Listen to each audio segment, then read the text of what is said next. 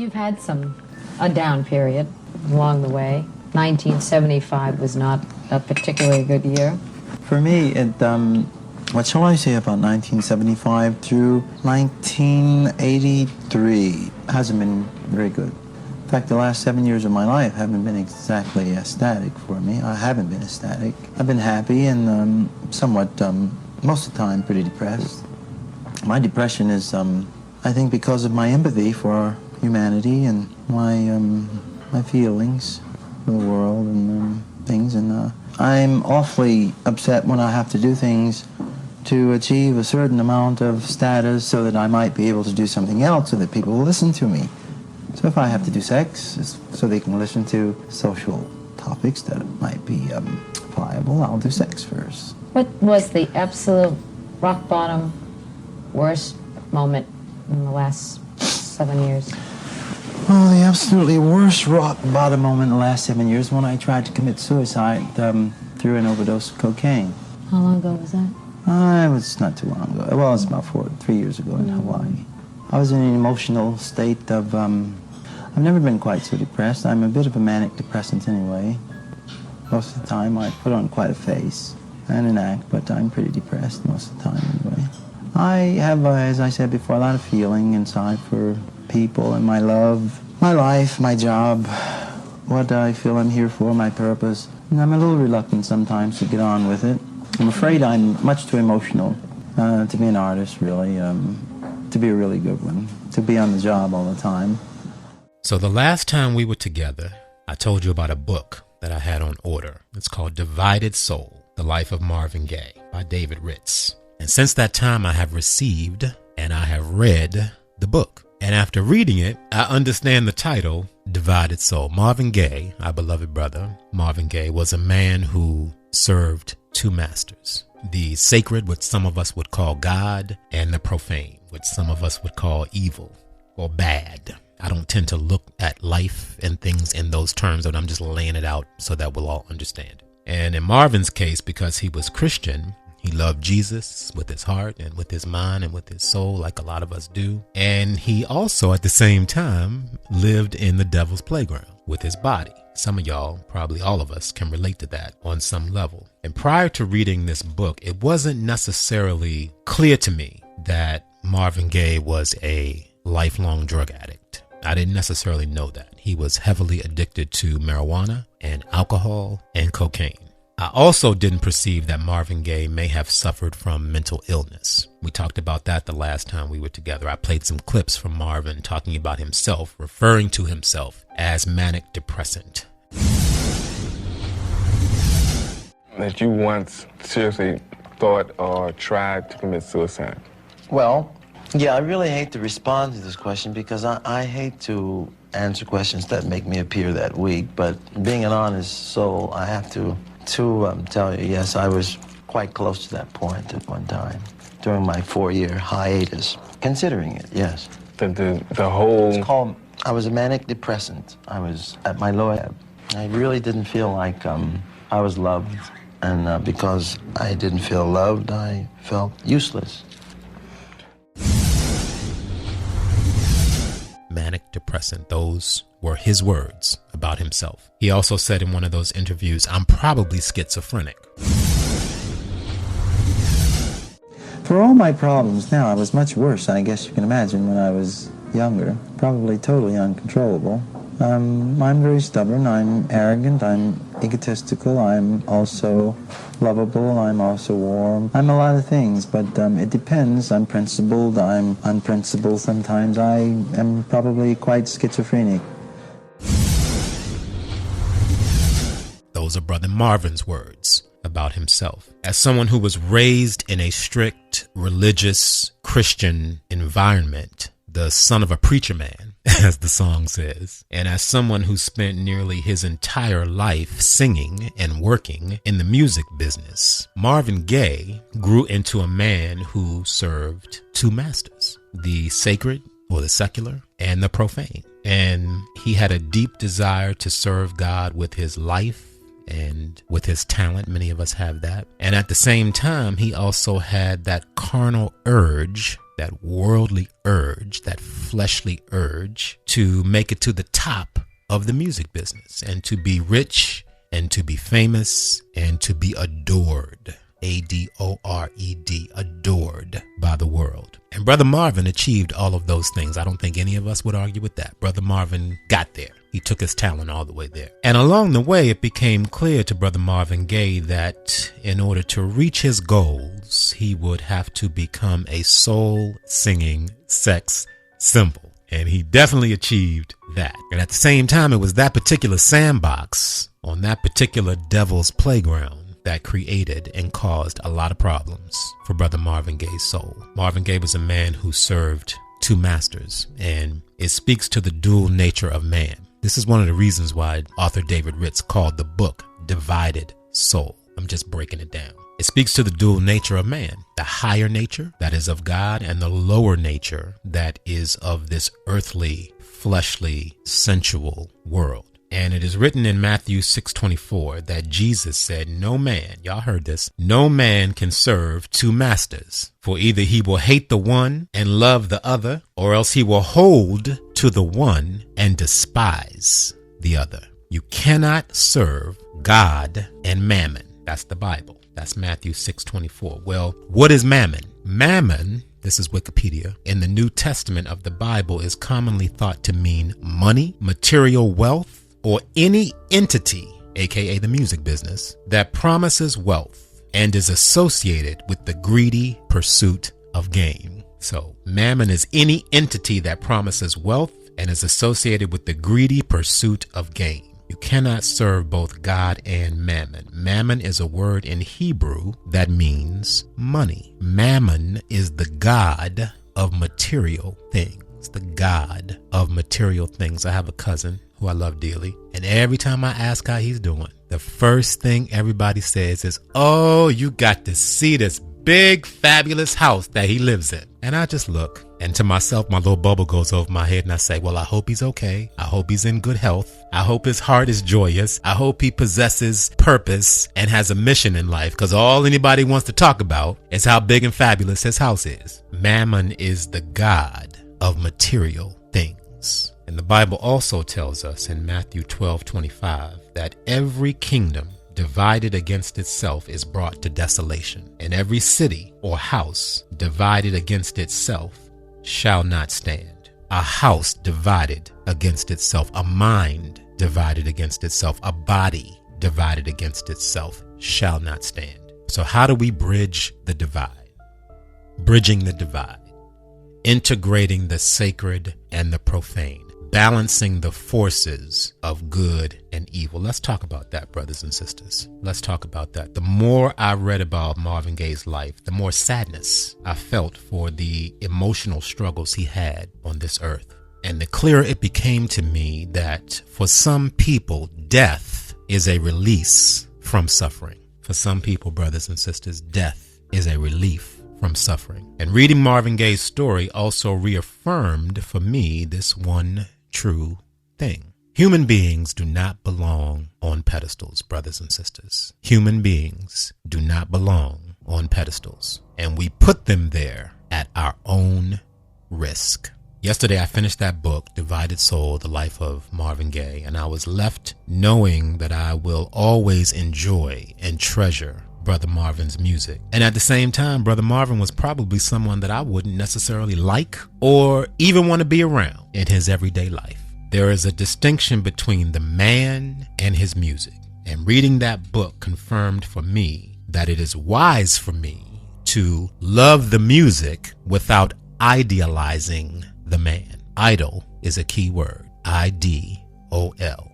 Idol. Love the music without idealizing the man. And 1 week ago today, brothers and sisters, actually at around this very time, 10:25, at this very hour, I was reminded of Brother Marvin Gaye. And I was also reminded of the life stories we leave behind when our spirits leave our bodies and we die. The life stories we leave behind when our spirits leave our body and we die. But before I tell you that, I want to tell you a story. I have to tell you a story to get to that remembrance of Marvin Gaye a week ago.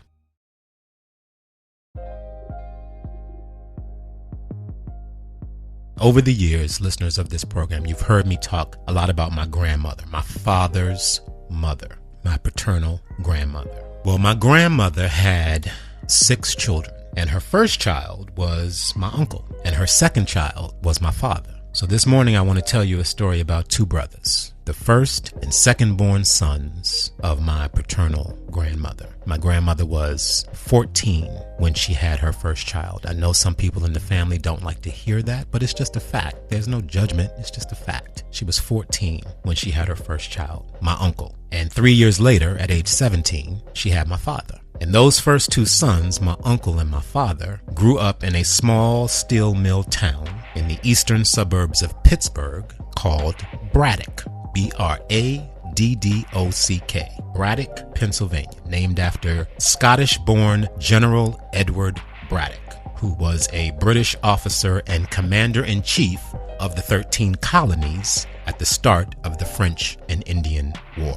History buffs will know that time period as 1756 to 1763. My uncle graduated from high school in 1951, and 2 years later in 1953, he enlisted in the United States Army, where he served for 2 years. And similarly, after my father graduated from high school in 1954, a few years later, he joined the United States Air Force, where he first served in Lackland, Texas, and then overseas in Laon, France, Laon, Laon, France, where he was a star player on the Air Force basketball team. That was my dad. That was his dream, to be a basketball player. And he accomplished that. He played in high school, he played in college, he played in the Air Force overseas, and he was inducted into the Hall of Fame. I'm digressing now, but I want you to know this. He was inducted into the Hall of Fame, the Sports Hall of Fame, in the town of Braddock where he was raised. They inducted him in 1999, I believe it was, into the Sports Hall of Fame there. So that was his dream, to be a basketball player.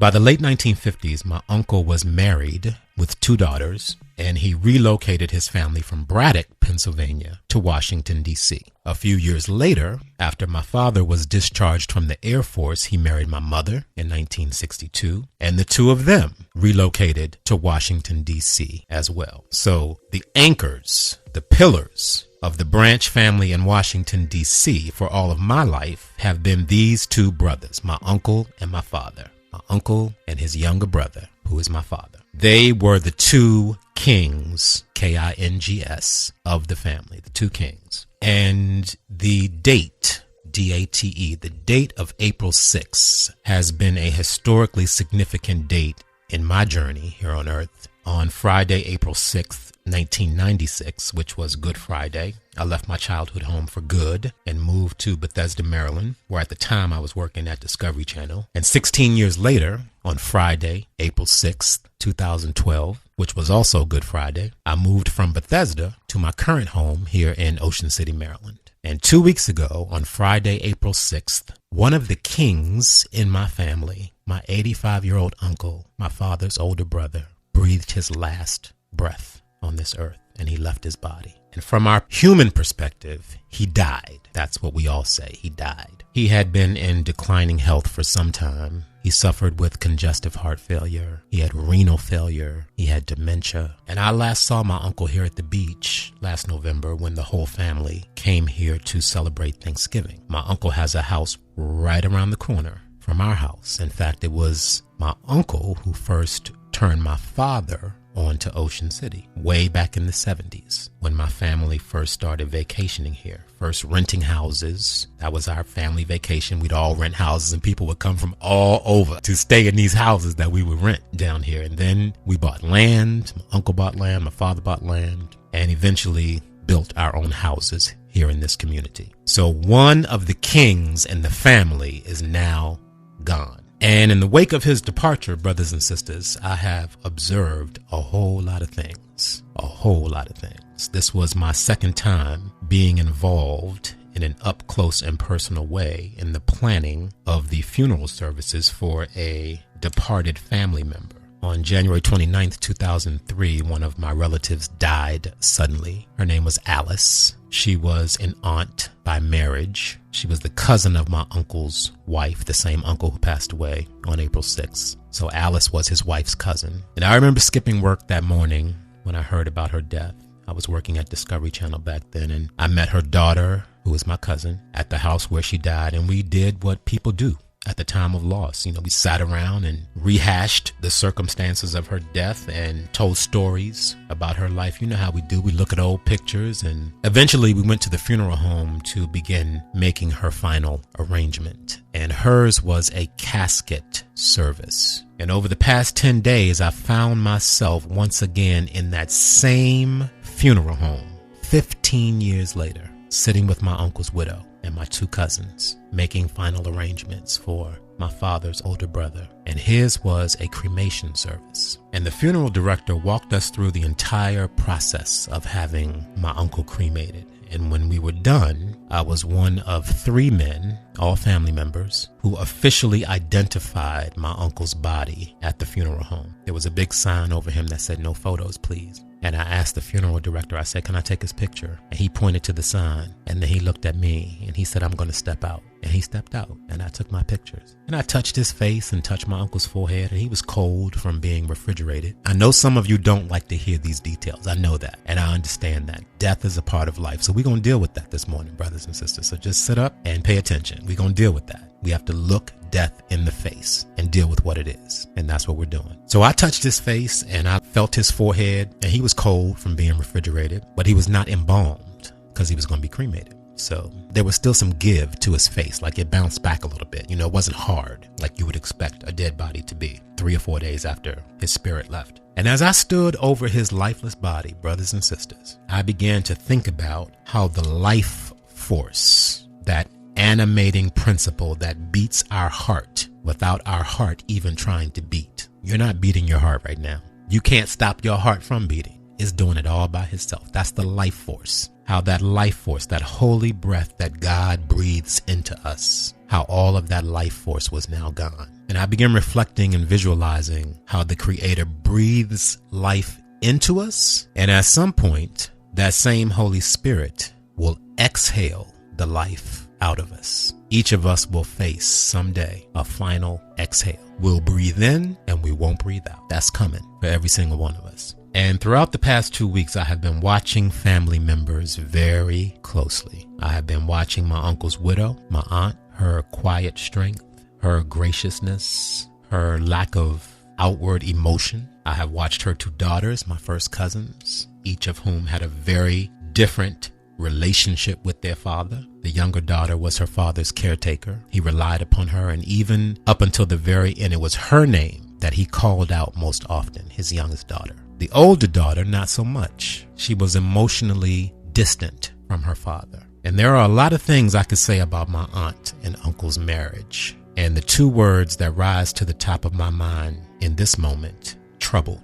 The 2 words are troubled and complicated. My aunt and uncle had a troubled and complicated marriage. There was lots of alcohol involved. There was infidelity. There was fighting. And at times, the verbal fighting led to physical altercations. And I'm going to leave it right there. So I watched very closely how everyone involved processed their emotions and worked through their grief in the wake of my uncle's departure. His spirit was gone, and the memories and the pain and the hurt lingered on, as well as the good times. And it has been an intriguing thing for me to see how everyone is balancing their memories of the good times with the sometimes sad facts of my uncle's life and behavior. It is a tender dance, brothers and sisters, and it is a thin line between the lighter aspects of one's personality and the darker shadows of one's soul. The preacher who eulogized him walked that fine line. His longtime friends who rose to speak about his life and the impact his friendship had on them, those men danced that delicate dance with grace and humor and respect for my uncle's memory and legacy. And one of the men that rose to speak was my uncle's next door neighbor, a man I have known since I can remember knowing anybody. Whenever you went to my uncle's house for a celebration, at some point, these next door neighbors would end up coming through the back door into the kitchen. And this neighbor talked about how his was the first family to move onto that street back in the late 60s, and how my uncle's family was the second family to move onto the street. And my uncle's house at that time was the last house on the street. The rest of the street had not yet been developed, and there was my uncle's house, and then there was the woods. And my uncle, as I've said, had 2 daughters and a wife. And in his zeal to protect his family and in his fear of what was out there in those woods, and I can see him doing this too. I didn't know any of this, but I'm telling you, this is what I learned from the next door neighbor standing up to speak about my uncle. My uncle rigged up some speakers in the trees.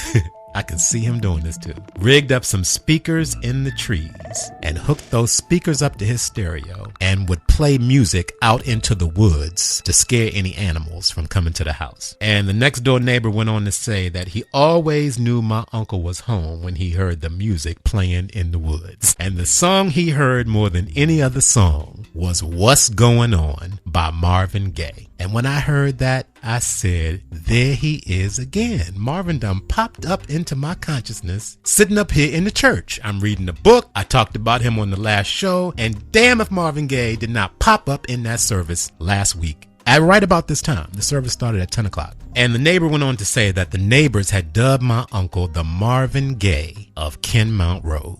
How to get like that, brothers and sisters. The Marvin Gaye of Kenmount Road. And I was like, that was a divine breadcrumb. We always talk about here, God is always showing you and telling you and teaching you. The way is always being made plain before you. If you have eyes to see, ears that hear, and a heart that understands. And Brenda G said to me last week when we were talking about this, we were going through some things and I was giving her some impressions of it and telling her some conflicts that I was having and what I was listening to and hearing and seeing with everybody. And I said to her, well, maybe I'm crazy. Brenda G said something to me that will forever remain in my heart. It's seared into my consciousness. She said, you're not crazy, Robert. She said, you are a man who sees. You see. Everybody doesn't see, brothers and sisters. How many of y'all know that? Everybody is not hearing and every heart is not perceiving. And I received that, Brenda G. I told you that I received that from you. I am a man who sees. I have eyes that see, ears that hear, and a heart that understands. Some things, not all things, but some things. So here's the essence of why I'm sharing all of this with you all today. And I'm going to bring in my co-host. Death is a part of life, brothers and sisters. Death teaches us about life. Grief and mourning are a part of death. And public grief is part of the ritual of the funeral rite of passage. And remembering the good times is part of the process of saying farewell to someone whose body is no longer here. We remember the good times. We celebrate all that was good about their life. And we send them off to another place and space and time. That's what we do. That's why we call it a homegoing. That's the first thing. Death teaches us about life. Here's the second thing. Death also reveals the unresolved issues in a relationship. Come on now. Death also reveals the unresolved issues in a relationship. Death brings with it its own rituals for the living. We begin mourning. And as I've said, we also begin planning the funeral or memorial service. And it is in the acting out of these rituals that the true nature of the relationship between the deceased and his or her loved ones is revealed. And in the hour of loss and grief and mourning, you can see in the behavior of the living the unhealed wounds, all the unspoken words that remain on the table after the spirit leaves the body. Some of y'all know what I'm talking about. You can see it. You can see it. I can see it. I can see who went all the way with their loved ones in conversation, and I can see who didn't. I can see who did not do their work with their loved ones while they were here. I can see the missed opportunities. I can see the conversations that were not had. So my first question to you listeners today, my brothers and sisters, is this. What do you need to do to improve your relationship with your father while he is still here? What do you need to do to improve your relationship with your father while he is still here? And if your father has already transitioned out of this world, what can you do to heal the relationship from this side? because that is possible. It is possible to heal a relationship with a departed loved one. That is possible. So what do you need to do to heal the relationship from this side? Let's talk about that. Let's talk about that. Bad blood between father and son. That was what the police called it today. Fans this afternoon who passed the family home where it happened played his music and prayed for the soul from which it came. Well, there's God and the devil, and the devil just won this one this time, but still the force of God's going to win in the end, I think. The dispute, authorities now conclude, began Saturday night, an argument over insurance between the 69-year-old minister and his renowned son. The shouting continued Sunday, and then the argument turned physical. There was some pushing and shoving, and apparently Marvin Jr. was getting the better of that, and the mother interceded and separated them. Moments later, the father reappeared. He had a handgun with him, and he fired 2 shots, fatally wounding Marvin Gaye. no drugs, no alcohol were involved.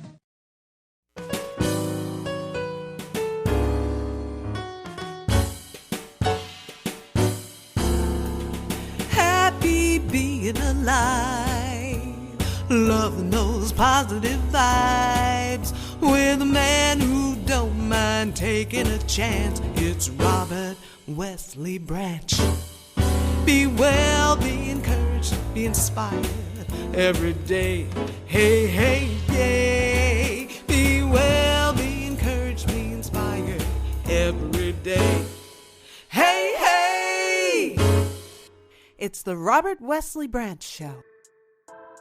Mr. Marvin Gaye. Brother Marvin, let's talk about our brother. Bad blood between father and son. That's how the police described the events at the Marvin Gaye senior household on that day in Los Angeles. Bad blood between father and son. Bad blood. Is it possible to have bad blood between father and son? And just what is bad blood? We're going to talk about that. What is bad blood? What does that mean? Marvin Pentz, P-E-N-T-Z, Marvin Pentz Gaye Sr., shot and killed his son, Marvin Pentz Gaye Jr. on April 1st, 1984. I was 17 in my senior year of high school. Brother Marvin was killed 1 month before I graduated. I never met the brother. I didn't know him, never saw Marvin in concert, never went to one of his shows. I was introduced to Marvin Gaye because my father bought and played his records in our house. They were in our home. I saw his face on the album covers. I heard his songs. I grew to love his style and appreciate his artistry.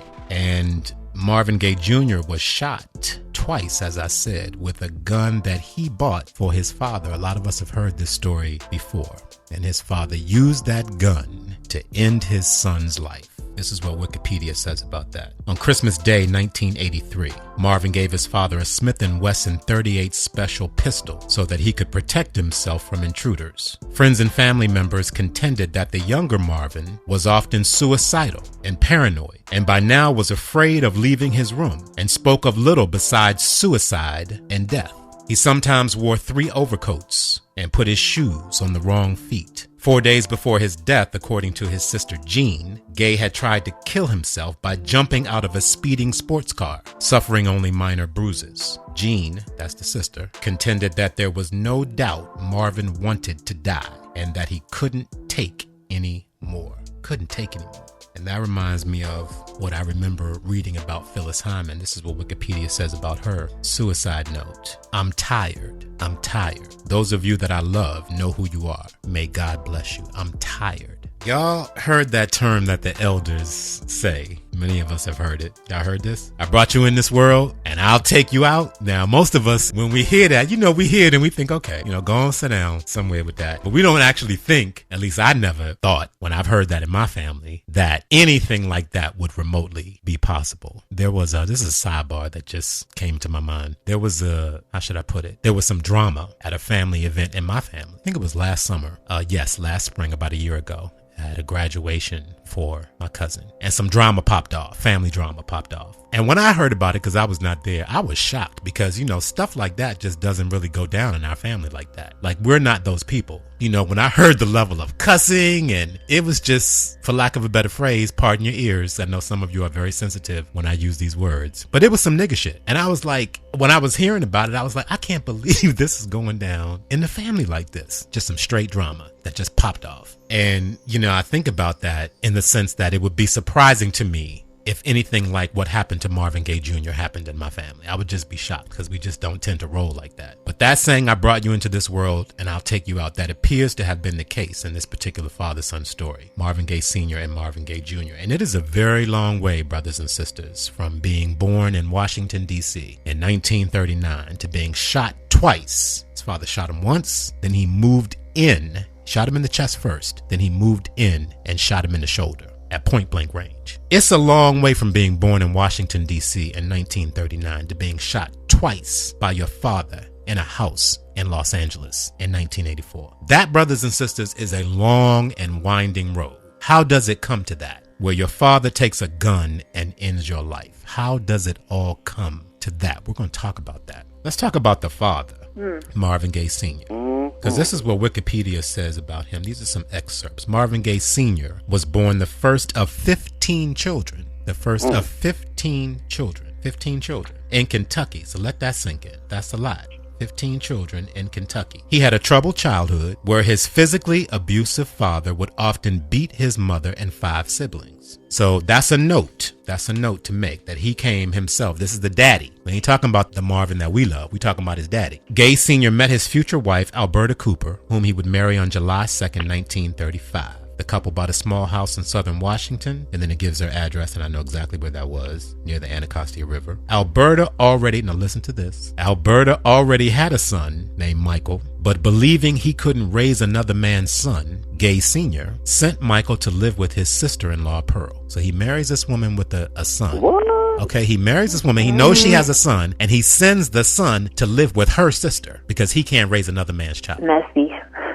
So now, let me just remind the viewers that we're talking about conscious fatherhood today. Another note. On April 2nd, 1939, their first son, Marvin Jr., was born. And then shortly after that, there were other children born. In 1970, Gaye would later, this is the father now. In 1970, Gaye Sr. would later father a son named Antoine Carey with another woman as a result of one of his extramarital affairs. So 40 years after he married this woman, Marvin Gaye's mother, he had an affair and fathered a son with one of the women he was having an affair with. That's the daddy. Alberta Gaye later stated that her husband hated Marvin Jr., as she told David Ritz in 1979. David Ritz is the biographer. He wrote Divided Soul, The Life of Marvin Gaye. This is what Marvin Gaye's mother, Marvin Gaye Jr.'s mother, told David Ritz in 1979. My husband never wanted Marvin, and he never liked him. He used to say he didn't even think he was really his child. I told him that was nonsense. He knew Marvin was his, but for some reason, he didn't love Marvin. And what's worse,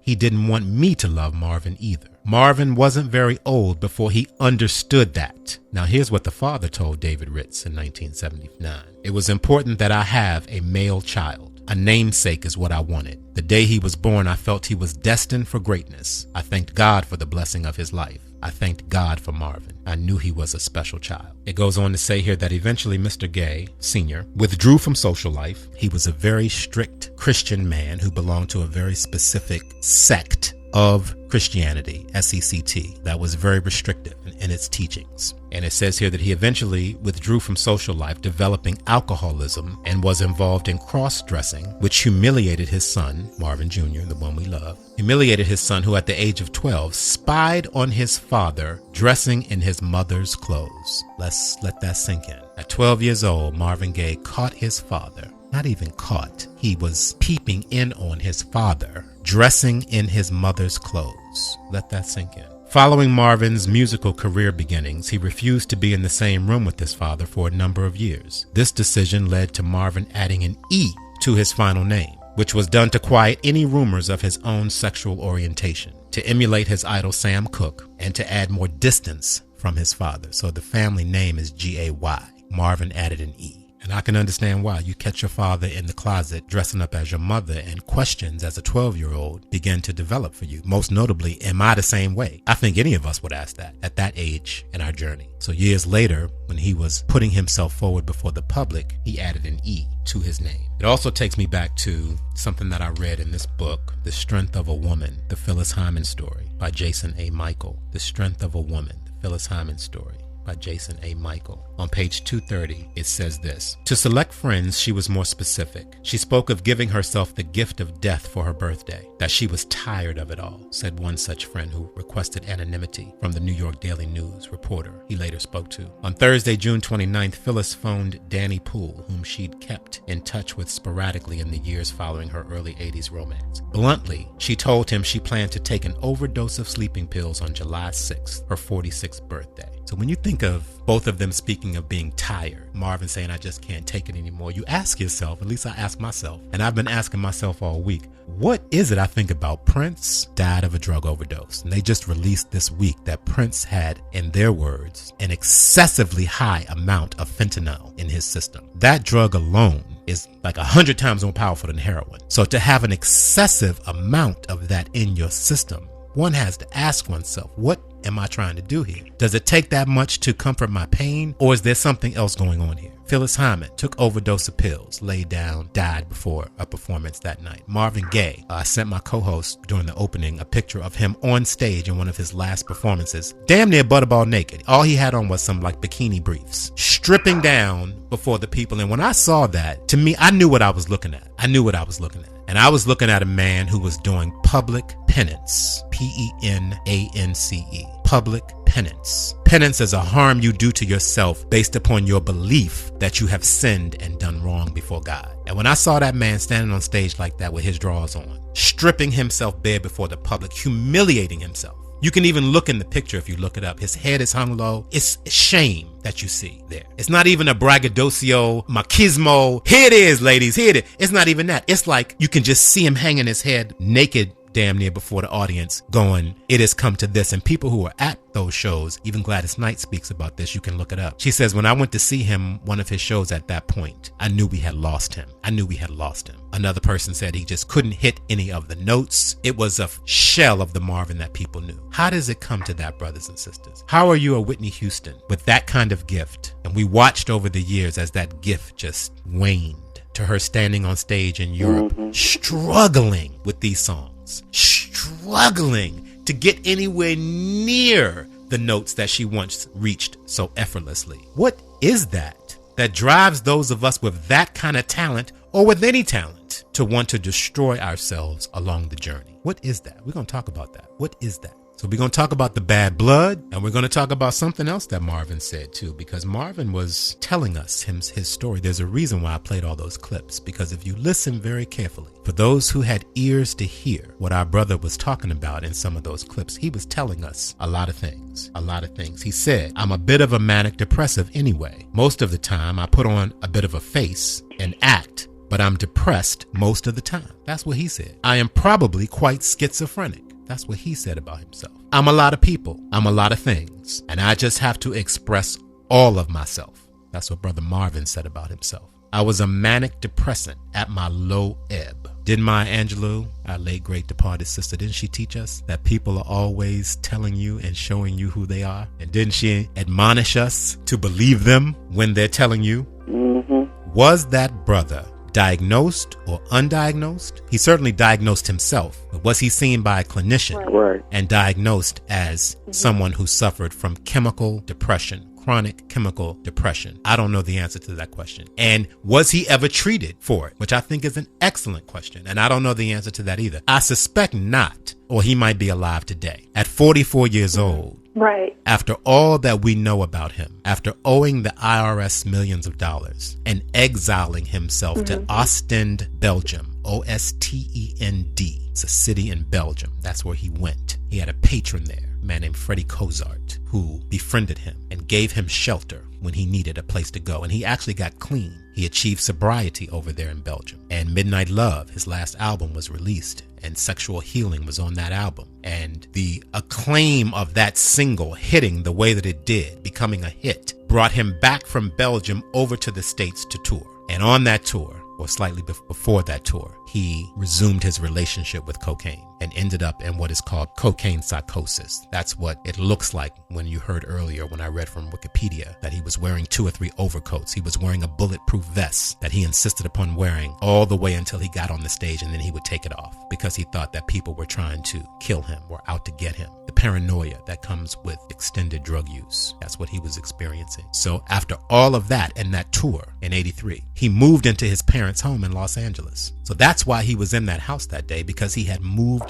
back there. Think of all the living our brother had done until that point in his life. And then he moved back into his parents' home, a house, by the way, that he bought them. He bought that house for them in Los Angeles. And he ended up moving back in that house, even though he and his father were on rocky terms. And it even says here, and I do think this is true, when I think about our brother, this does tend to, and all that I've learned about him, this does tend to ring a bell for me as being potentially true. Frankie is his brother. And after the shots were fired that day in Los Angeles, Frankie ran into the house. I'm reading from Wikipedia. Frankie ran to the house and carefully walked into the hallway to his brother's room, not knowing if his father still had the gun, whether his father was still in the room, or if his brother was dead. After walking into Marvin's bedroom, an emotional Frankie held him as Marvin lay there, dying and bleeding rapidly. According to Frankie, Marvin, barely speaking above a whisper, told him, "I got what I wanted. I couldn't do it myself, so I had him do it. It's good. I ran my race. There's no more left in me. I ran my race. There's no more left in me." How does it come to that? How does it come to that, brothers and sisters? You grow up in a strictly religious household. You're indoctrinated with all those teachings. You love God. Love God. Talk about God all the time in your songs and your artistry. Love God. And how does life get you to a point where you buy a pistol for your father and then create a circumstance where your father would take that pistol? Because prior to his father killing him, basically, Marvin had whooped his ass, basically. He intervened on the mother and father arguing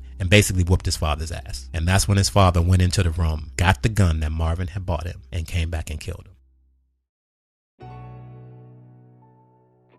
We're talking about Marvin Gaye, and yet there are pieces of his story that are applicable to many of our lives, particularly when we talk about abuse and addiction and abandonment, sexual abuse, sexual confusion, violence, drugs. If you heap fame and celebrity and money on top of that, it's a toxic cocktail for many of us. It's a toxic cocktail. Something happens to a child coming into this world as a newborn, and X amount of years later, wanting to kill themselves the way Phyllis Hyman did, overdosing the way Prince did, smoking herself to death the way Whitney Houston did. Something happens. What is that, brothers and sisters? What happens to us? How does life get inside us in that way and bring us to those particular things? Many of us experience down times. I certainly have been there, and anybody who listens in this space knows that I have been there. And there are times, yes, when we give up. I've been there too. So it is a grace that we survive and continue. But if you listen carefully to these stories, Marvin had tried to kill himself on multiple occasions.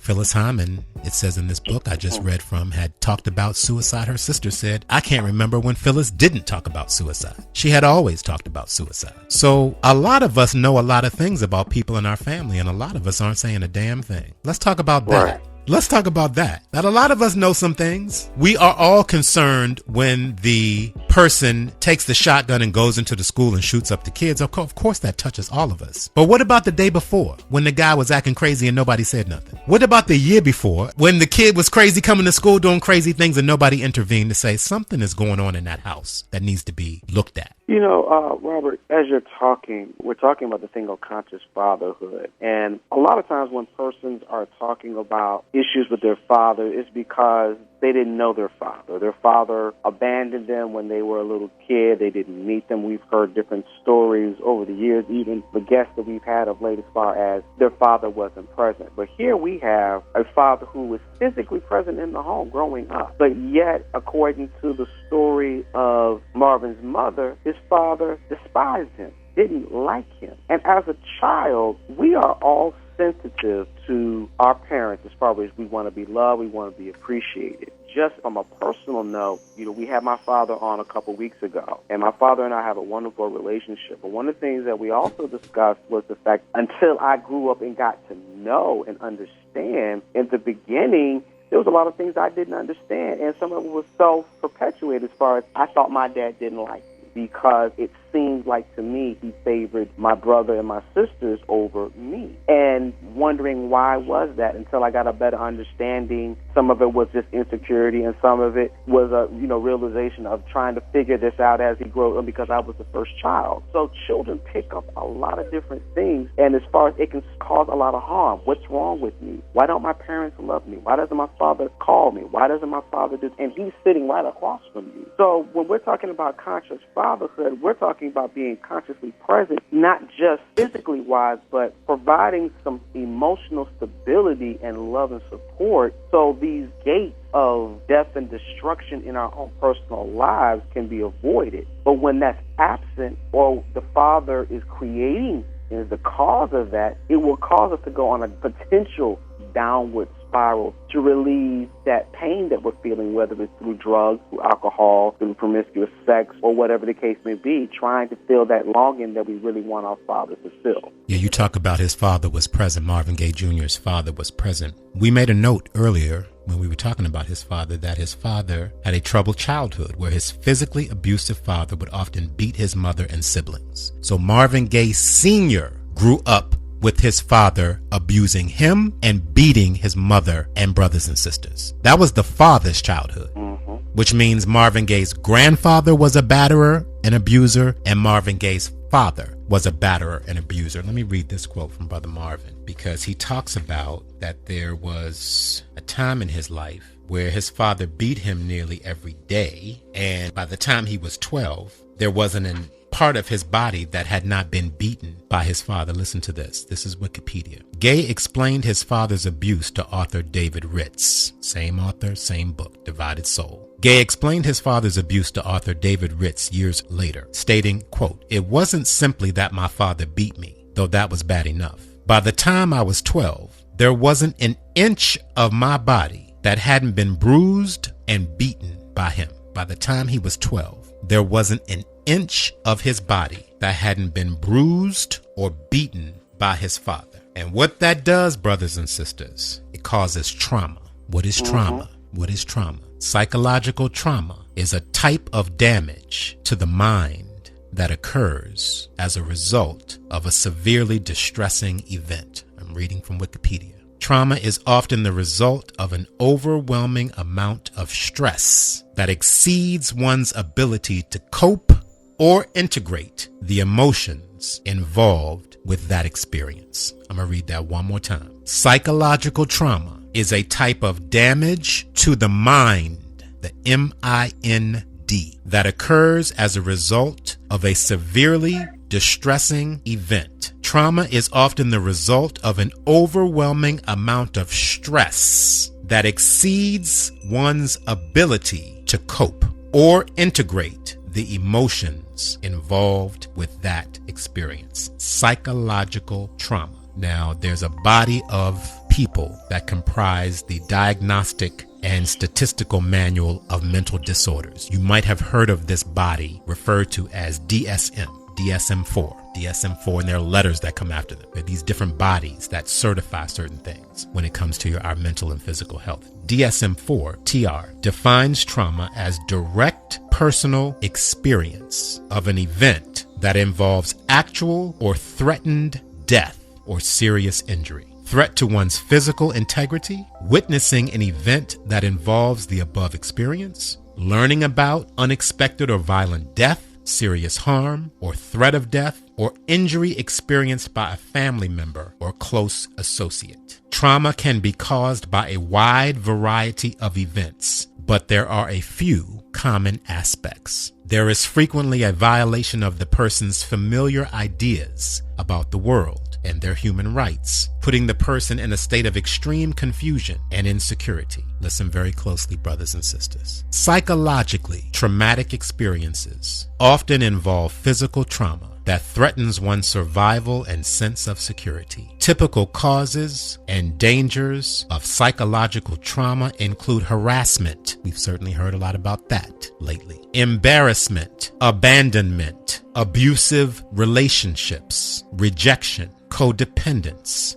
physical assault, sexual abuse, partner battery, employment discrimination. Dante, you know a lot about that in your line of work. Police brutality, judicial corruption and misconduct, bullying, paternalism, domestic violence, indoctrination, being the victim of an alcoholic parent, the threat or the witnessing of violence, particularly in childhood, life-threatening medical conditions, and medication-induced trauma. Last thing I want to say about that, I'm reading from Wikipedia under psychological trauma. Some theories suggest childhood trauma can increase one's risk, R-I-S-K, risk, for mental disorders, including post-traumatic stress disorder, depression, and substance abuse. Some theories suggest childhood trauma can increase one's risk for mental disorders, including post-traumatic stress disorder, depression, and substance abuse. So brothers and sisters, in some way, on some level, all of us have experienced trauma in some way as a result of our childhood and the experiences we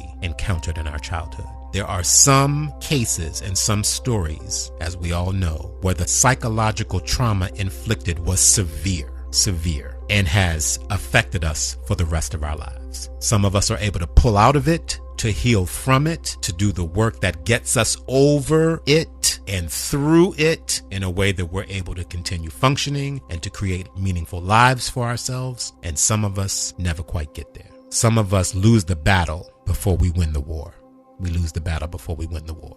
And I think we can certainly see some of that in Marvin Gaye Sr. and Marvin Gaye Jr. Is there bad blood between father and son? Is that possible? That's a question that we ask the top. We're going to get there. I want to go here first, though, to depression. Because it's not often that you hear brothers openly speaking about their own depression. And Marvin Gaye was quite articulate about his own depression. And I appreciate that about that brother, that he was able to be self-reflective enough where he spoke about his own depression. That's not something that I often see. There were periods in his earlier musical career when Marvin Gaye, being sexy and knowing that that's what women want. Now, Dante and Brenda, you all are too young for this, but back in the day, Teddy Pendergrass, Marvin Gaye were sex symbols, much like Tom Jones was the white European brother who was a sex symbol. And over in Europe, women would be throwing their panties up on stage. Look up Tom Jones, y'all young folks. Some of y'all listeners, my mama and my daddy listening, they know exactly who I'm talking about. Some of the folks my age know what I'm talking about. The rest of y'all, go look up Tom Jones. White curly hair brother. It's not unusual. It's not unusual to be exactly. But women would be throwing their panties. Younger days. Women would be throwing their panties up on stage for Tom Jones. They did the same thing for Teddy Pendergrass and Marvin Gaye. Teddy Pendergrass would have ladies only concerts where you had to be a woman to go. Of course, if you were a man, they would let you in there. But he promoted it as ladies only. So they were sex symbols. So they were times. That's great that you mentioned that. Because when you go to YouTube and you look at his concerts, it's nothing but females. Yes. Now I get it. He promoted them as ladies only concerts. That's how he promoted his tours, and that's what he wanted. Stand up there and give those ladies what they wanted. So there were times in Marvin's career where he would, and you can see this in his performances, just go look him up on YouTube. He would unbutton his shirt. He would tease taking off his shirt, but he would never do it. Right. All right. He would tease it, but he wouldn't do it. Toward the end, he's standing on stage, butterball naked in some bikini underwear. This just goes to show you the fall, the psychologically traumatic fall that man did in his mind in those years between 1976, when he was having those women-only concerts, and 1983, a few months before his death, when he was standing up there basically naked in front of people. And he said in that interview, if you listen carefully, that between 75 and 83, those were his worst years. Those were his worst years. So the psychological trauma, if left unchecked and left untreated, brothers and sisters, will take its toll. That was 34 years ago when he died. So let's take it 10 years before that and say 44 years ago. Well, obviously there was no Facebook, there was no YouTube, there was no Instagram, there was no social media, there was no fax, there was no email, there weren't even computers. This was a very different time, And you needed a kingmaker at that time. Now you don't need a kingmaker. You don't need to be spotted in a nightclub and quote unquote discovered. You can discover yourself by standing up in your living room, pointing your camera towards yourself, and just wailing live on Facebook. People can say, oh shit, he can sing. This was a very different time. And there it is. This was a very different time. You needed a kingmaker. You needed a Berry Gordy. You needed somebody to find you, to send you to finishing school, to teach you how to stand, to teach you how to dress, to teach you how to give interviews, to teach you how to be proper, and to go out there and teach you how to sing, in some cases, teach you how to dance to the music you were singing, teach you how to be a performer. You needed somebody to make you a star. That was the business. So when you found that person, you gave them all of that responsibility. And what you focused on was being a student and mastering your craft and doing that singing. That's what Marvin spoke about. I'm just a singer. I sing the material. I can't get into the business. You heard him say that earlier. I don't get into the business of it. That's that old business model. And what that would do to our brothers and sisters is that they would wake up one day. Yes, they were famous. In many cases, they were even wealthy. Yes, they couldn't go to the store because people would know who they were. Yes, they couldn't walk down the street. Yes, they showed up in limousines. Yes, they lived in big houses. What they realized is that they didn't own a damn thing. They didn't own a master recording. They didn't own a damn thing. They were puppets. And then also, too, as an artist, being a creative soul, you're trying to evolve. So then when you try to evolve, it's conflicting with the machine that has been created to make you that star. So now you don't own anything. I'm trying to grow and I'm experiencing new ideas of creativity and enlightenment, and it's conflicting with everything. And then with the trauma of getting to that point all mixed in together, you have a perfect storm for self-destruction. Well said. When you're talking about the artistry, with the conscious fatherhood aspect, most fans, they identify with artists because there's something that they can identify with. And most artists, Prince, Phyllis Hyman, Marvin Gaye, Michael Jackson, they had a level of pain and trauma that they dealt with, that they were able to bring it out in their music. And most of the time, if you want to know what's going on in their lives, listen to the music of the artist, and you can know what they're dealing with, if they're pain, if they're hurting. But sometimes because as fans, we identify with it, like, oh yeah, they singing my song, ooh yeah, they just touches the soul, not realizing they are physically going through what they're singing about, which makes the authenticity of the music and the love for that artist even more so, without realizing it may be a cry for help, but because they're fans and they're artists, there's that connection. And one final thing, what Marvin said as far as talking about his depression, I found it fascinating because we're talking about in the 70s, 80s, about a black man saying that I have some type of a mental condition, when as a black man, as a sex symbol, for you to say something like that, that's almost like blasphemy. We're talking about like Billy D. Williams, Teddy Pendergrass, Shaft. That's almost like career suicide, you know, talking about because the sexuality, the prowess of a man, you're talking about you got depression. So I'm floored and like, wow, in awe of him saying that. So I don't want that to be glossed over either. But I also think that at that time, there wasn't a lot of information on what depression was at that time. It's kind of like, oh, you're just sad. All right, well, snap out of it. It wasn't a clinical, diagnosis. This is very serious. It was basically, just an unawareness of, what it really meant to be clinically diagnosed with depression. And the thing with Phyllis Hyman, she was diagnosed as being bipolar, but she didn't want to take the medication because she felt that it would affect her art. I didn't know that. That's very interesting. Yeah.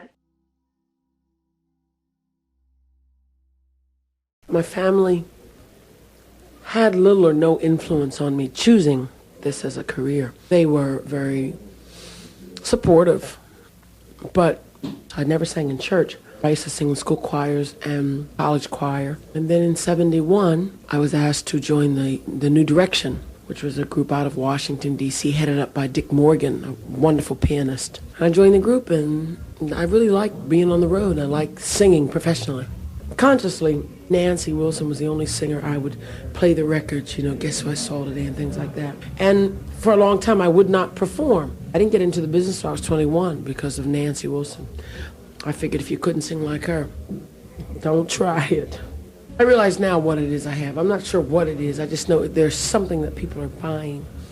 So I'm trying to work in every facet of the industry that I can. And of course, up to now, I've done jingles, which are singing commercials for television and radio, And I do concerts like I was in Dallas and Houston with the Whispers. I do nightclubs like here in Austin. I do the talk shows like Johnny Carson, Merv Griffin, Mike Douglas. I do specials like the Martin Luther King special that I did on the 8th, shot at the Kennedy Center in Washington and aired on his birthday, the 15th. And then I did the special for U.B. Blake, his 100th year celebration. I do it all, anything that helps pay the rent. That is musically respectful, musically wonderful. I will get in there and do it. I live with a wonderful brother, good brother, who's an optician. He's a sweetheart, and I'd be home cooking and cleaning the house for him. But I can't participate in my portion of revenue sharing if I were to do that, you know.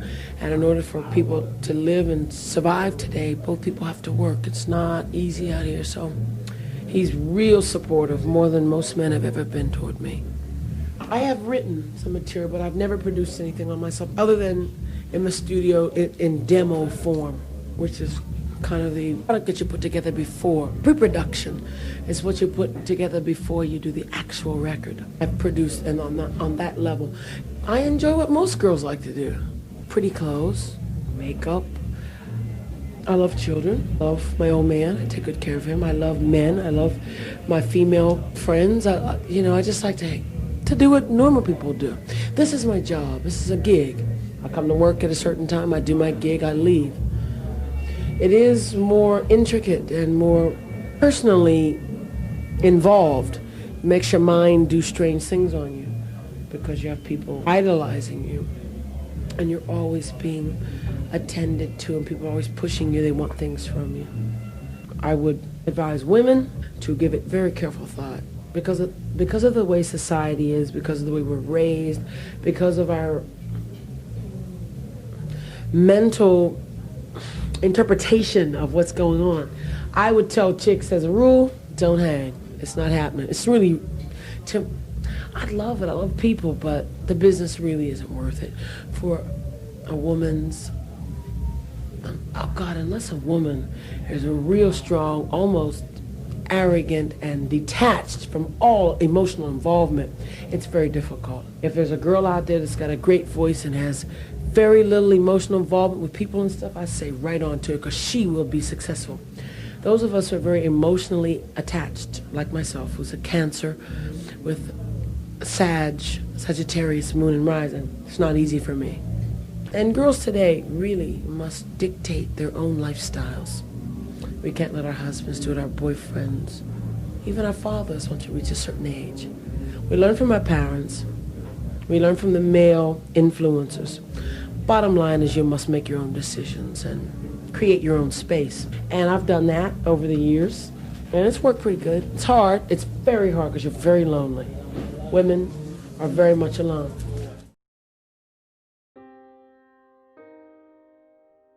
So let's unpack a little bit of what you both spoke on. Let's start here. Bipolar disorder. Brother Marvin mentioned his periods of depression, and he also specifically, and I take your point, Dante, about his level of awareness and his candid revelation of where he was psychologically in 1983. I think that's amazing that he spoke on it. Bipolar disorder. Yes. And I'm reading from Wikipedia. Bipolar disorder, previously known as manic depression, is a mental disorder that causes periods of depression and periods of abnormally elevated mood, MOOD. The altered mood is significant and is known as mania or hypomania, HYPO-mania, hypomania, depending upon its severity or whether symptoms of psychosis are present. We'll talk about psychosis in a minute. During mania, an individual behaves or feels abnormally energetic, happy, or irritable. Individuals often make poorly thought out decisions with little regard to the consequences. The need for sleep is usually reduced during manic phases. During periods of depression, there may be crying, a negative outlook on life, and poor eye contact with others. The risk of suicide among those with the illness is high, at greater than 6% over 20 years, while self-harm occurs in 30 to 40%. Other mental health issues, such as anxiety disorders and substance use disorder, are commonly associated with bipolar disorder. We can certainly see some of that. Now, to Dante's point about a lot of the artists singing what they feel at that time, and what we're looking at in their artistry as a reflection of what's going on in their souls. I think that's absolutely accurate. I also think it's important to discuss for our brothers and sisters who are interested in this, how music was produced at that time, specifically in the Motown context. Again, this was before the technology that we have now, where you can sit at home, program some drum tracks, put on your microphone, and go to town. Record that and post it almost instantaneously. At that time, music was produced at Motown like a factory. And that little house in Detroit that we see the picture Motown, that was a factory. That was a machine. There were people who just did the drums. There were people who just wrote the music. There were people like Marvin who just sang the music. There were people who played the instruments. And so the song creation process was that it would go down the line and through the process. And you did your part, and then that's what you did. You moved on. So when you were handed some material to sing, whether you liked it or not, or loved the song or not, or thought it was the stupidest thing you ever heard of or not, you got in there and started doo-wopping with it. You did it because that was your part. And here's what, if you didn't do it, there were 13 kids outside on the corner waiting to doo-wop in your place if you didn't want to do it. And you knew that. When Marvin went to, and April 4th is when Martin was assassinated, so it's that time of year where all these brothers are popping up, okay, in my head and in our spirits. When Marvin went to Motown, and think this was a kid who grew up singing, people knew he could sing from the time he was a young boy. He sung in church. That's what he did. That was his gift, and everybody knew it. By the time he got to Motown, he had been performing with Harvey and the Moonglows and some other groups, so he had developed a musical style and musical taste. And by the time he got to Motown, in Marvin's mind and heart and soul, he was looking to become the Black Frank Sinatra. And some of the music that I played earlier between those interviews reflects that. It reflects where he was musically. And Berry Gordy wasn't necessarily feeling that, but he did make some albums with Marvin singing those jazz standards and stuff. And we didn't buy him. So that's a rejection to somebody who's already psychologically traumatized by the life that he had lived up until that point. That's a rejection. His soul, who he really was musically, was rejected by the public. And after several attempts at that, he finally said, all right, I'm going to sing this other stuff. So he wrote a song called Stubborn Kind of Fella. And it was more in the doo-woppy bubblegum pop space that Berry Gordy was perfecting through Motown. And it hit. People liked it. And so there he was out there singing these songs years later that he really didn't care about, really didn't like, really wasn't his soul, but he did them, as Brenda G said, because the machine and because of the money and because it did keep him in the game. And that's a life lesson, brothers and sisters. Sometimes you got to stay in the game just so you can make change. If he had said, hell no, I won't go, we may have never heard of Marvin Gaye. He might have done those first few early albums and gone into obscurity somewhere. And there are plenty of those stories out there where people stuck to their principles, whatever they were, and we never heard from them again. That's not to say they didn't have a wonderful, beautiful life on their terms. It's just that we don't know about it because they never became famous. So Marvin Gaye chose, and he said it in those clips, if that's what they want me to do at this point in my career, I'll just do it. And he did it. And he became sexy soul singer that we know as Marvin Gaye. And I didn't know the brother, but I'm telling you, I believe this. And I believe that's why David Ritz's book is called Divided Soul, because I think that was one of Marvin Gaye's divides, that he was never, ever really to be the musical self that he originally wanted to be in this business. He did what we all do in life. We make compromises to keep going. And he made compromises to keep going. We all do it in our own sphere of influence, on the stage that is our own life, in our own way. We all make compromises to keep going. For example, there are many people, we've talked about this many times over the years, who are going to get up Monday morning and go to a job that they absolutely can't stand, but they do it to keep going. They compromise to keep going and to pay the bills that they've created to keep going. So you end up in a life that you don't love, in work that you don't love, to keep going. And that thought process would reinforce the idea that he didn't arrive, if you will. Exactly. Because he didn't arrive, quote, in his own terms. Exactly. I've arrived as far as what you may say, but when someone says they have arrived, in my mind, your emotional, physical, and mental conjecture have met at the same place. So, but when you feel like your status has arrived, but you're emotionally empty, then you won't feel that you have arrived. Exactly. What I appreciate and respect about him, and there are some life lessons in here too, and he said it. The interviewer asked him, he mentioned Norman Whitfield, who we've talked about Norman Whitfield on this program before. Norman Whitfield was a musician, a songwriter who wrote some of the songs that we all love that we don't know, because many times we don't think of the songwriter. We think of the vocalist. Right. Okay. Absolutely. Yeah. Right. Yeah. But Norman was the guy in Motown who was writing these songs, and Norman would give one to Marvin and say, Marvin, let's go in tonight and you cut this and see what it sounds like. And he'd have that in the can, as they say. Then 2 days later, he might say, hey, Gladys, as in Gladys Knight. Hey, Gladys, check out this song I wrote. Same song you gave Marvin. Go on in there and cut this and see what it sounds like. Norman and Barry deciding which of these versions we're going to put out. But they would cut their songs on different artists. Right. And that's when you heard Marvin say, that don't bother me at all. I'm the O.J. Simpson of the music business. I do whatever it takes. Listen to what he said now. In my mind, I'm heads and shoulders above all of them. So they can all cut my songs if they want. I know what I have. I'm not insecure about the gift that God, okay? I love it. I know what I have. So I'm not insecure about the gift that God gave me. God gave it to me and nobody can take it from me. That's what Brother Marvin said. So I like that about his personality, because he was grounded in the gifts that God gave him. And he wasn't insecure about them gifts. That boy knew that when he got up to sing, he could do that. His confidence came from that. Right. He could do that. Right. The other point I would make about that, if you listen very carefully, and this is critical, Marvin gained the consciousness that I can produce myself. I don't have to put my talent through the Motown machine to do what it needs to do. Here, My Dear, that album you and I were talking about, Brenda, that we love so much that he made in 1978. Here, Marvin produced Here, My Dear. Marvin began to produce himself. Right. Some artists never even get to that point. Their whole careers are in the machine. Right. They're given the material, they're given the song, they sing it, they go out and tour it. That's it. A lot of them aren't producing themselves. So when you move to be able to produce yourself, that's a game changer. And as you heard Marvin say, it made me independent from a lot of those other people there. Smokey Robinson was able to produce himself in many ways. Not everybody has that skill. There are some singers who just need to sing. That's what they do. They sing. They can't necessarily produce themselves. That's a skill. Producing is a skill. And he had that. So that allowed him to be, I even heard Berry Gordy say once that he never quite learned the art of giving feedback and criticism to Marvin Gaye. Because somebody who can produce themselves, you can't just go in and see somebody who don't know. You can go in there and say, you sound better in this key. You need to sing this song this way. It's arranged for you this way. Do it that way. But somebody who can produce themselves, that's different. And go with me, brothers and sisters. This is a musical conversation we're having now. Anybody who plays the piano and who can accompany themselves is producing themselves. Think about that. Right. When people ask me, well, who do you like more, Patti LaBelle or Aretha Franklin? They can't be compared, because Aretha accompanies herself.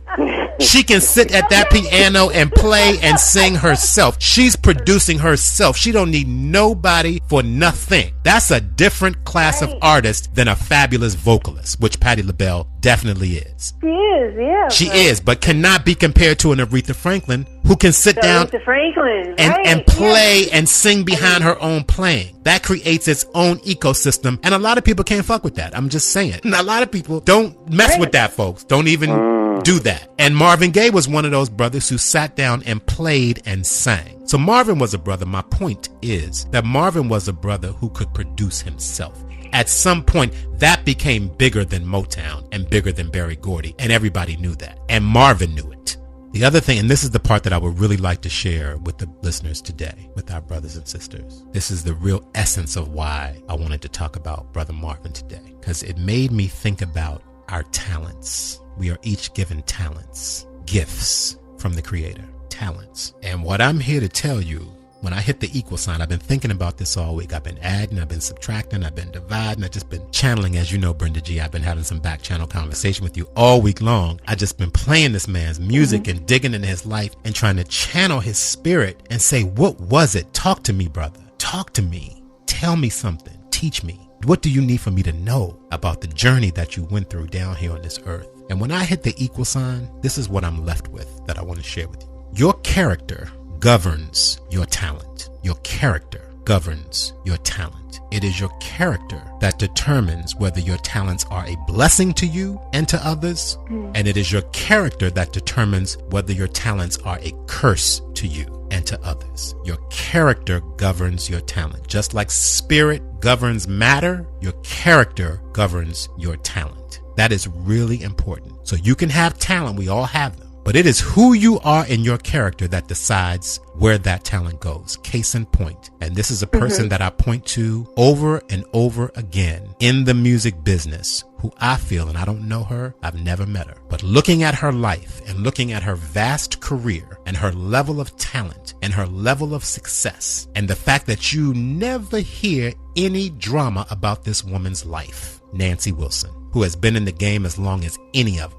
And you never hear any drama about Nancy Wilson. And when you see her today, she looks just as beautiful and poised and can give you her talent the same way that she did 30 years ago. That's your character, preserving your gift. I remember Dante said one time on here, this was right after the Oscar performance of Shirley Bassey, and she sang Goldfinger and held that last note forever at 72. Forever. And Dante, I remember you saying, when we talked about it on the Saturday after that, I remember you saying, that's how you preserve your gift. And you're exactly right. That's how you preserve your gift. Some of us can do it. Nancy Wilson is doing it. And there are others of us who can't seem to get over that hump. And we've talked about those brothers and sisters. It's your character. It's your character. It's you deciding what your character is going to be, what values you're going to have, and living those out and perfecting and mastering your own character. Character is the downfall of many of our brothers and sisters. Ask Marion Barry. Some of y'all might not even know who he was, but he was the mayor of Washington, D.C. and got caught up in a crack sting, smoking crack out of a pipe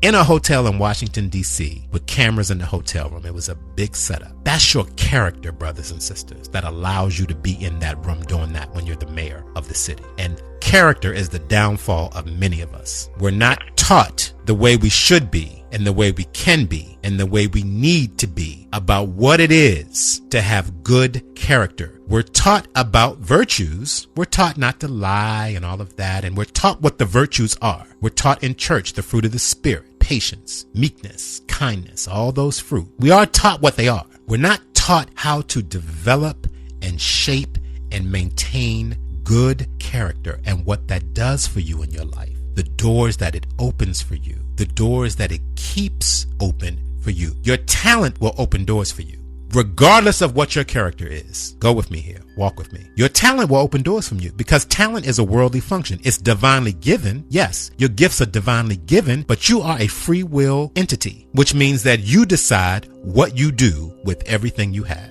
That ain't got nothing to do with the Creator. That's you. That's you, brothers and sisters. That's you occupying this body. That's you making choices and choices moment to moment. I'm going to do this. I won't do this. I'll do this. I won't do that. I'll be this. I won't be that. That's you. And those choices develop character. Be it character we want to emulate or character that we don't want nothing to do with. Character. And your character governs your talent. That's who's in charge of your talent and what becomes of it. Your character.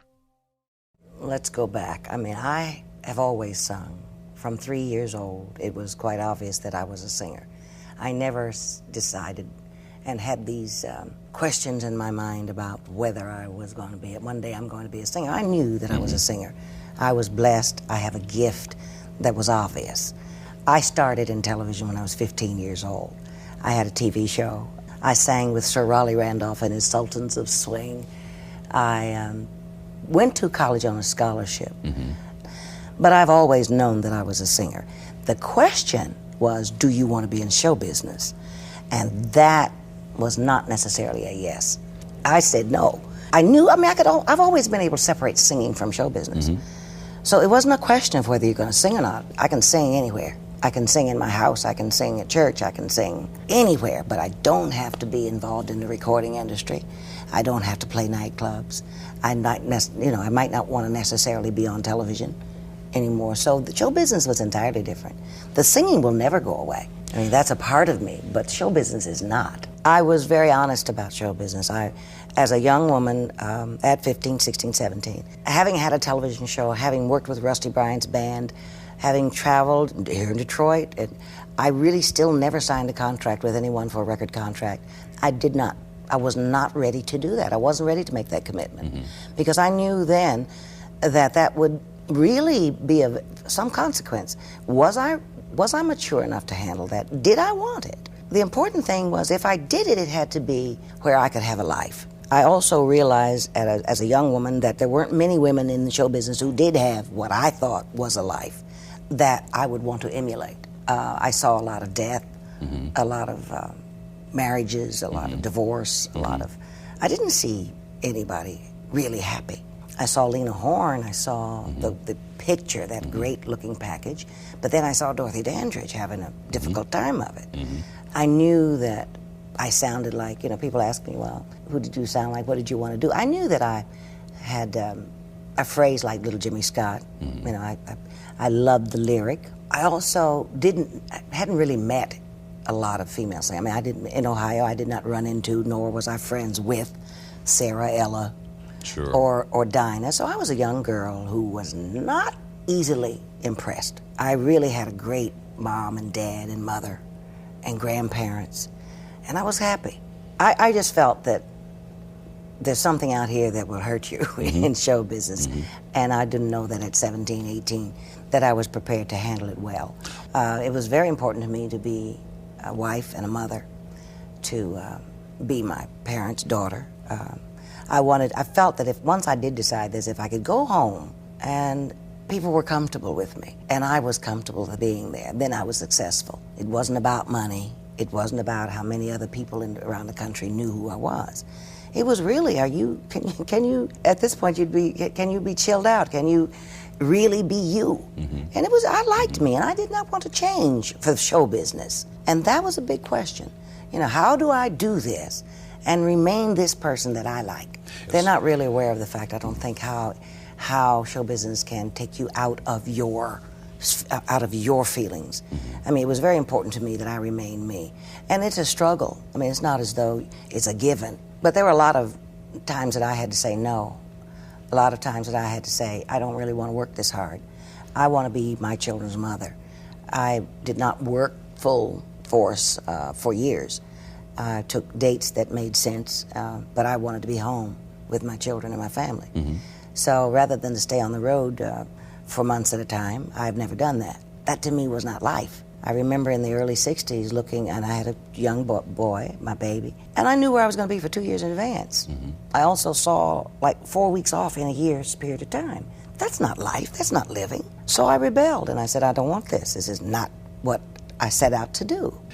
It's really about, I am, and I am wonderful, and I know that there's this supreme power that gives me the ability to be any and everything if I just allow it to happen. It's about not going against the grain. It's about not batting your head against a wall that will not come down. It's about saying, open this wall for me, please. Don't look for love from nobody. Find yourself to love.